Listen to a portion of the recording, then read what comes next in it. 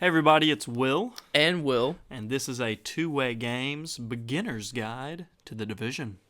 Alright, as you see right now, we're walking into the base of operations, which is pretty self-explanatory. It's going to be your base of operations.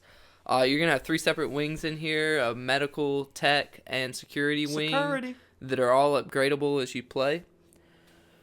You're also going to have shops in here for various different things. Like gear, weapons, mods. And pretty much any main character you come across in the game that's not evil and trying to kill you is going to end up back here for some reason. Probably the evil ones are going to be here as well. Yes. You kind of have extensions of this throughout the world. They're called safe houses. They're only going to have one vendor, but they are going to have a restock and a stash. And what your restock is, it's also very self-explanatory. It's a box that you go to that magically replenishes all of your ammo and med packs and grenades and whatever else you may need. It's nice. And then your stash is where you store all your items that you don't want to carry. All your mustaches. Yep, all your mustaches. It's where you store all your items that you don't feel like carrying around with you at the time. Also, when you extract items from the dark zone, it's where those items go to. So you can see the base of operations is pretty big, and you add on to it as you play the game. Stop that ship! Blast them! Absolutely world! Alright, so you can upgrade each wing. You've got your tech, medical, and security, and right here you see your security, and you can upgrade it for different things for your little people to enjoy, and but it also benefits you. It gives you, as you can see here, it'll give you different abilities, perks, talents, other things like that. And the wing the talents and abilities that are unlocked are tied to the wing that you upgrade. So like if you upgrade your security wing more, you're gonna get more talents that help you, like behind cover, kind of more defensive talents such as the shield. And then medical wise, you're gonna get more all of your healings, not talents, abilities, all of your healing abilities, and then tech is going to be more offensive. Yeah. So as you add on to the base, it literally physically adds things onto your base. So you can see, like, if you add a pharmacy, you can see the pharmacy get added, and you can actually go to the pharmacy, and each time you add something, you go to that certain thing, and they'll give you like a little bit of info about it, and they'll thank you for putting it together because you're just some great savior.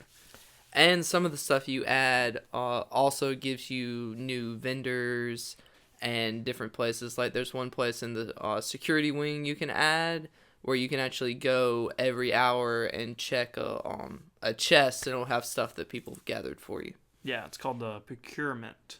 Procurement team. Procurement team. We cannot pronounce That's a very things. big word. That's the word of the day. All right, and the final thing is that you can actually see a visible effect as you upgrade your base with more people and whatnot. So how do you upgrade these different little sections of your base? You throughout the map you'll see these little triangles or whatever. They're called encounters, and you have they are attributed to each of your departments in your based on color. Yeah, in your area. So the more you complete of those, the more points you get, and the more you can upgrade your base. Alright, so you've got your crafting. A lot of people don't know about this, even though you have your little crafting thing. You can actually deconstruct some of your weapons, mods, gear, anything like that. I'm pretty sure a lot of people know about that. Nope, nobody knows about it, because most people like to sell things. I myself like to build my things on my own. I'm a seller. He's a seller. I'm a constructor. But yeah, you've got a little crafting station right here, and you just walk up to the nice little man, and he has this plethora of items that you can construct, and you find blueprints throughout the world, and you can also craft high-end materials to make high-end weapons and rare weapons and things like that. Usually, these are better than the weapons that you will find throughout the world or sometimes even buy. But you can just scroll through and see possible weapons to craft here. Or you can just get dope items from the Dark Zone. Alright, next we're going to talk about weapons and gear. Stat-wise, the Division puts the main emphasis weapons-wise on DPS, damage per second. But don't just look at that, because personally I like to play long range and use closest things I can find to sniper rifles. And so my DPS is really low, but most long range rifles have a perk on them that gives you more damage for headshots. So even though my DPS may be in the 2000s, I can do 6 to 10,000 damage per shot as long as I make the shot count. All right, so do you want to be the very best? Nope. No one ever was. Nope. Well, if you're not Will or me, then you can mod your weapons to become a little better. These are things like scopes, laser pointers, little handles, or just various things, magazines, clips, that type of thing, that can increase stats, and suppressors are also on there. Just anything like that to increase the value of your gun. You can also deconstruct these, sell them, anything like that. Watch out though when you're modding though. Be sure of what you want to mod, because a lot of mods will bring down other stats in areas that they don't raise. So watch out for that. Yeah, always watch out for that. And you can also put really, really cool looking skins on there. Also, with the same premise that you had whenever you were modding your weapons, you can mod your gear. Just go over and hover over there to see if you can mod it. Click box, and then you look around if you're playing on PS4, and it'll give you different stats that'll raise or lower different things. Alright, next up is abilities. Alright, abilities are gained by, as I think we said earlier, upgrading different things around the base of operations. And you can have 2 abilities equipped at all times. When you first start the game, you just have 1, but you very quickly get to where you can have 2. And take note though, it's not like other games where once you choose an ability, like you have an ability point, you spend it on that ability, and you have to wait to level up to get the other abilities. Once you unlock an ability, it is unlocked, and you can change what abilities you have equipped at any time. Even in combat. Even in combat, though I don't advise you go into your menus in combat unless it's desperate times. Desperate times. Alright, you also have talents and perks. Talents you can equip up to 4 at a time, but you have to level up to be able to equip more. And then perks are just always active. And both of these are also gained by upgrading your different areas around the base. All right, so one really big item that you're going to want to tackle in this game is group management. It's not that big of an item. It's a pretty big item, because if you go it alone and you don't have your friends or whatever, and you don't know how to get them in the game, then you're pretty screwed. So really just go to the menus right there and go up top to group management. Whoa. Yeah. So big. It's pretty hard.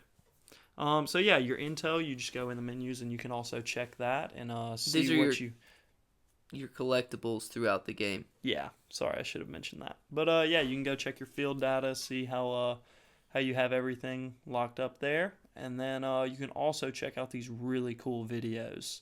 But I'm not going to let you watch all this one, because you need to get it on your own. Check out our intel videos. Alright, next is combat. First thing to remember in combat is that this is a cover-based shooter, which we also mentioned in our Dark Zone video. So you definitely want to be behind cover most of the time. You can change from cover to cover. You can jump over covers. You just saw. But yeah, if you don't use cover, you are going to die, and you are going to die quickly. Correct. Right. So for the same premise that grenades get you out of cover, grenades get your enemies out of cover, and you can use that very well. And play to your play style. You don't want to have a sniper rifle and then get up close to them. If you have a sniper, you want to stay towards the back of wherever you're fighting. Get a good spot in cover where you can see most of the things and attack from afar. Pew pew! So to access your grenade wheel, you hold down left on the D-pad, and then you access it with your right analog stick. And then to throw the grenade, you tap left on the D-pad. Once you go down, try to get behind cover where it's easy for your teammates to revive you. Will, watch out, there's a grenade. Oh, okay. All right, so rolling around cover. Rolling. As you see here, he just rolled around that cover right there and got the drop on that guy, so it's pretty easy. All right, remember to use your abilities effectively during combat. Like you see right here, throw the turret over there, which is an amazing throw, by the way. Woo! So like the video just for that throw. We actually found this out during the filming of this video.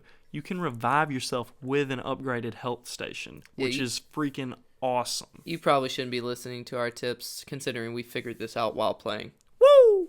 All right, thanks for watching. Remember to like and subscribe if you found this video helpful in any way. Woo! And check out our Dark Zone tips and tricks video for video like this specifically on the Dark Zone.